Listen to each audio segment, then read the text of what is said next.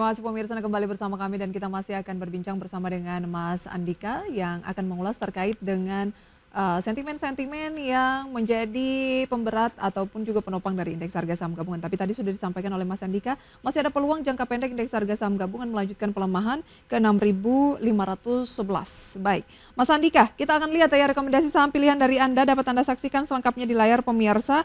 Ini adalah saham pilihan dari analis di mana saham-sahamnya adalah MDKA buy dengan support 1400, resisten di 1550, DSNG buy support 880, resisten di 975, Antam buy dengan support 1355, resisten 1555, dan TPIA buy dengan support 6600, resisten di 7450. Baik, kita ke saham yang terkait dengan emas terlebih dahulu. Memang Anda melihat peluang dari emas ini kan sudah di atas 2.900 ya dan terus menyentuh level tertinggi baru seiring dengan permintaan safe haven yang makin meningkat juga karena di tengah ketidakpastian global begitu. Semenarik apa berbicara mengenai emiten terkait dengan logam kuning yang satu ini? Oke, kan namanya emiten komoditas emas pasti akan sangat terpengaruh ya oleh pergerakan harga komoditasnya, seperti harga emas yang sekarang memang sedang mencetak all time high lagi. Nah, emiten-emiten emas seperti MDKA, BRMS, Antam itu bisa dipantau ya, karena memang akan menarik di saat harga komoditasnya itu mengalami lonjakan seperti itu Mbak, karena nanti kedepannya berpotensi meningkatkan kinerja emiten seperti laba, pendapatan seperti itu Mbak. Baik, Antam pada pagi hari ini melesat sudah hampir 2% dengan posisi di 1415 dan Anda targetkan resisten adalah di 1555.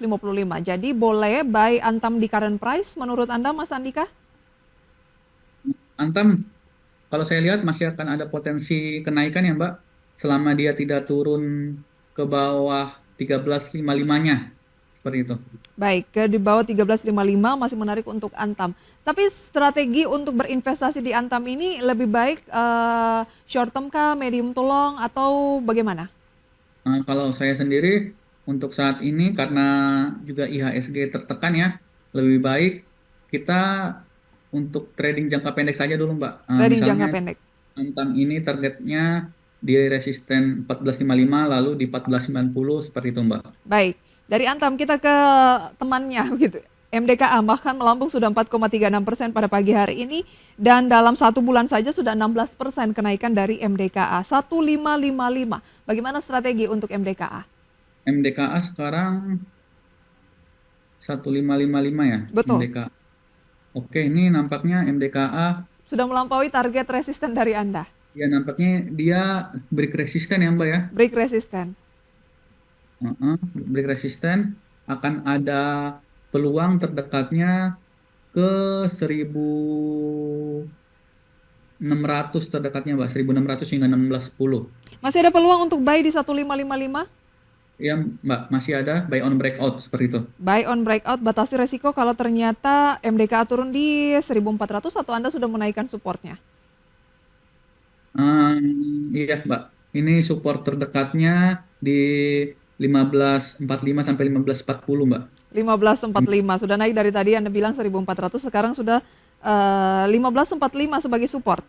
Iya Mbak, 1545 1550. Oke, tahanan yang Hmm. kuat untuk MDKA ya. Baik, selain MDKA dan Antam Anda juga merekomendasikan DSNG dan juga TPIA. Seberapa menarik dua saham ini? Kita ke Oke, kalau DSNG. DSNG ini kemarin dia secara teknikal rebound ya dari support 880 lalu juga membentuk candle bullish engulfing ya, sehingga memang untuk MDKA DSNG sendiri untuk saya lihat ini masih berpeluang menguat ke level 975 kalau Baik, dia break resisten 8925. 925. 925 boleh diulangi resisten pertama di 925 lalu kalau break level tersebut akan peluang ke 975. baik 925 kemudian 975. Secara teknikal saja ya Anda mencermati ini sehingga Lalu Anda juga bilang menarik. harga CPO yang lagi menguat ya. Kemarin saja dia CPO-nya meningkat 2%. Lalu seminggu kemarin tuh harga CPO meningkat 5%, Mbak. Baik. Tapi 7% ya. saham-saham CPO kan sebenarnya cukup banyak juga yang mungkin secara market cap-nya lebih besar dari DSNG atau ya mengapa Anda lebih tertarik ke DSNG? Ya, karena teknikalnya kemarin ada rebound dari support, Mbak. Baik, disupport juga oleh chart teknikalnya ya. Baik, itu Betul, dia Mbak. untuk DSNG. Watasi resiko kalau ternyata DSNG berbalik arah dan turun di posisi berapa? Karena kalau berbicara mengenai trading ini kan harus disiplin sekali ya. 880, Mbak. 880 ya. Baik. Ya. TPIA. Nah, TPIA kemarin saya lihat dia itu ada volume yang besar ya. Nah, juga candle-nya bagus. Makanya saya rekomendasikan hari ini untuk TPIA berpotensi ke 7.300 hingga 7.450. Batasi Sekarang udah resiko 7.050. kalau turun di 6.600 ya. Ya, Mbak. Baik, itu adalah support yang kita tampilkan juga tadi data dari Mas Andika. Baik, ada target untuk TPIA mengingat pada pagi hari ini saja TPIA sudah naik 2% ke 7.175 pemirsa dan dalam satu bulan terakhir kenaikannya 4%. Tetapi masih menarik ya Anda melihat untuk jangka pendek kah trading saja untuk TPIA atau lebih ke investasi? Trading saja dulu, Mbak. Trading saja terlebih dahulu. Tampaknya keempat rekomendasi Anda ada MDKA, DSNG, Antam, TPI ini semuanya sedang bergerak di teritori positif pembukaan perdagangan hingga pukul 9 lebih 10 menit waktu Indonesia Barat. Dan saya lanjutkan dulu ya Mas Andika pembukaan pada pagi hari ini saya update pemirsa. Indeks harga saham gabungan masih melemah namun sudah mulai terbatas. Pelemahan tipis 0,02%. Mungkin mencoba untuk menguat seperti indeks di kawasan regional Asia lainnya. IHSG berada di 6.650 pemirsa dengan nilai tukar rupiah terhadap dolar Amerika Serikat menguat di 16.339. Dapat kita lihat data selengkapnya pemirsa di update berikut ini. Data RTI-nya dan ada tampaknya basic industry pemirsa di sana yang memimpin pergerakan sektoral naik 1,3%, kemudian ada teknologi dan beberapa sektor lain energi yang juga menjadi pemberat kemarin saat ini berbalik arah menguat dan kesehatan yang menjadi sektor penopang utama di tengah pelemahan IHSG kemarin ini mulai ada peluang untuk profit taking. Ada saham-saham gainers based on value pemirsa seperti PTRO yang naik 4%, BRMS 3%, GoTo 2%, Raja 3%, TPIA hampir 2%, AMMN hampir 2%, Antam pemirsa 2%, kemudian AMRT, Bumi, itu adalah sektor-sektor, maksud kami adalah emiten-emiten yang masuk gainers. Kemudian losersnya ada Bank Mandiri, ada ISAT pemirsa, SSMS, SAPX, Meja, BSDE, dan juga ada naik serta beberapa saham lain yang terus mengalami perubahan pemirsa atau masih bergerak cukup dinamis di tengah pembukaan perdagangan yang baru saja berlangsung. Ada tips mungkin dari Mas Andika seiring dengan pembukaan perdagangan yang kita lihat ya indeks harga saham gabungan mencoba untuk menguat tetapi tampaknya masih dinamis. Mas Andika bagaimana tanggapan Anda? Oke, kalau sekarang nampaknya kita manfaatkan untuk trading jangka pendek saja ya. Karena IHSG masih dalam fase downtrendnya, sehingga memang nampaknya untuk saat ini untuk trading jangka pendek yang paling efektif, Mbak. Baik, trading jangka pendek yang paling efektif untuk saat ini.